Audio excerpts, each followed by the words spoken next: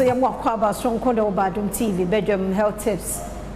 said wa fa no work out na emani so na mi shira week mu catch uni o wo video no a share see any Dr. Duboati dim komo na watch ma fa yan kasa yan lifestyle e de sciatica brain and na e di wi entitie bi e beboa wo pa yan share prevention na yan share treatment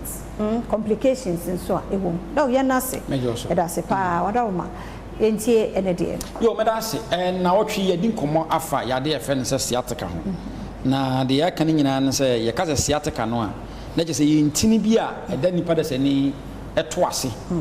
ebesi wo nantu ba akoda wo to ase no nifa eba ebesi wo nan bonkum no wo nantu na ba akoso da bonkum so na sa sciatic nerve no na bo nipa da se ni ma wutimi nante ema wutimi tramika ema wutimi move wo nan no eno aso ne timi bo ama wutimi nya atenka ewo wo nan ni nyina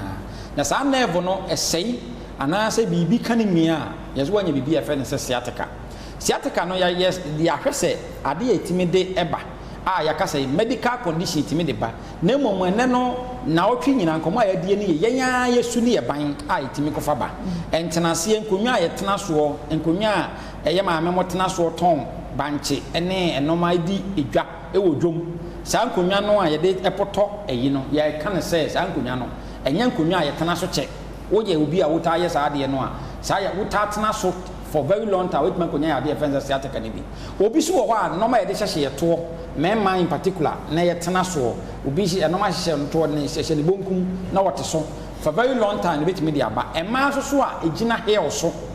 ten no ojina hair no so eno na de bia no pakosia na dwo woye obi a wota ye sa ade no a ebetima akofa ya de fenza sciatica aba omo pagya no mo emo oduro ana omo a se bia waso anoma kakraka wonti so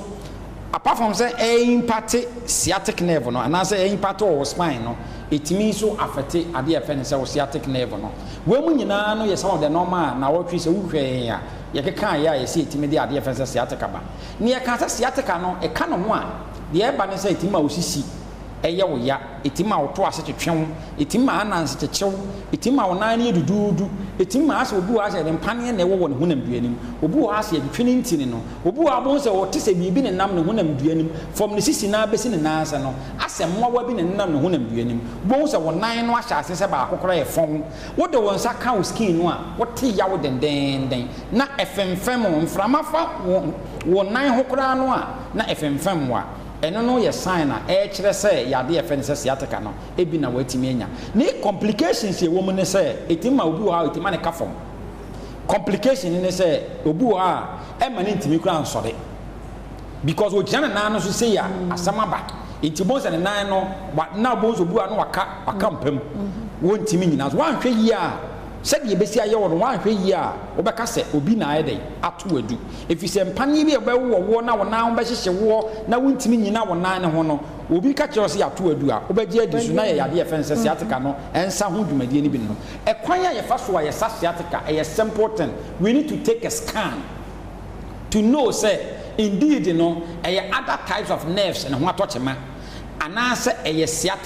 sciatica ni bi na wanya ni aye lab so ahwe say what is the cause of the problem obi o anane de na bia na wonya ni sugar level na cause so na this hard number obi o anane de na obi anane spine na enya problem na this hard defense sciatica number so we need to know the lab and the scan will determine what the cause of the problem no na ye wi a sciatica no o se e ma wo nuru na ye o machines bia e do na be hye mu a within a short time no na say ni pada say na timi restore sa nerves no a break down no eno no the surest way a timi esa yade defense sciatica ase e wo end point homeopathic clinic yade bi e how bia say ya wo say ye we ye bema na prostate no who say ana wo 40 years and above now won check your prostate na endpoint say take advantage na bra na yentimi en check sa ade ne ma ana so ye bema wo de boss wa na ho asane won say ahoden na hya se e kofom endpoint will be particular clinic say eno no e ma na nya wo dadwen if that day no obeba no ano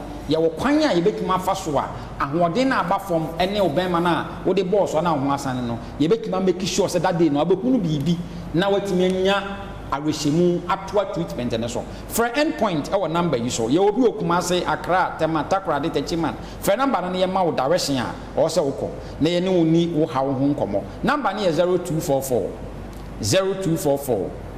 86 70 68 0244 86 70 68. Yeah, that's it. Now, what you more to tell the Amaya, Dr. Dubois, attending Cano, the Swabian Nene, or first time I'll share yes, Sunday, Monday to Friday, be a dear pom de home come 5 minutes. Now, she be Simons and Kwan, what you are. Yet, for Frobber Bro, dear fear among Tamapo. Yeah, that's it.